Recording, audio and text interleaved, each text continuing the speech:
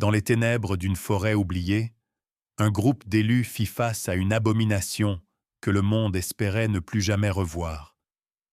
Le monstre aux 100 yeux. Son corps était couvert de globes oculaires en perpétuel mouvement, chacun fouillant l'âme de ceux qui osaient le regarder. Un frisson glacial s'empare du groupe. Heureusement, ils étaient l'envenu préparés. Une rumeur ancienne parlait d'une faiblesse improbable. L'eau d'oignon fermentée.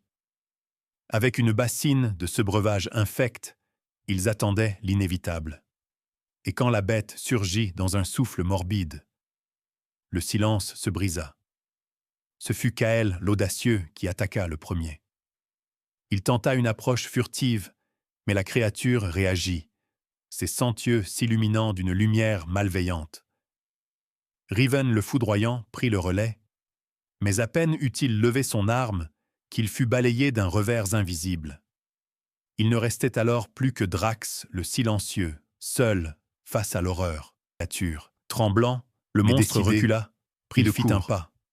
Une brèche venait de s'ouvrir. Nira la sauvage. D'un geste surgissant des ombres, Nira abattit la créature et la scella dans un talisman brandissant un seau d'eau d'oignon comme une relique sacrée. Un autre nom glaçait le sang. Un cri de guerre et visa le cœur de la créature, l'esprit furieux des montagnes. Pour l'invoquer, une seule méthode. Hurler les insultes les plus vulgaires dans les gorges interdites. Et plus c'était grossier, plus cela fonctionnait.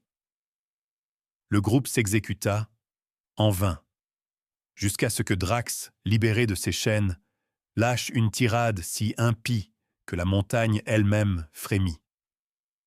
Shan Yan apparut dans un rugissement infernal.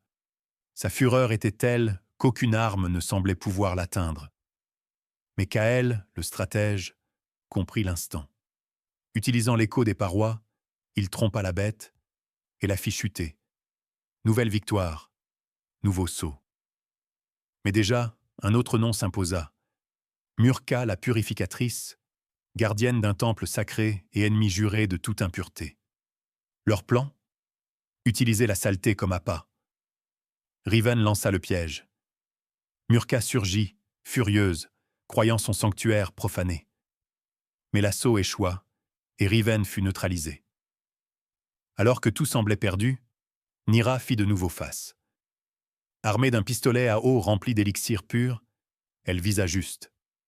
Murka hurla, se tordit, et disparut dans un second talisman. Le calme revint, mais l'horizon parlait déjà d'un nouveau cauchemar. Yun Tishu, le voleur de nuages. Et cette fois, même le ciel allait trembler.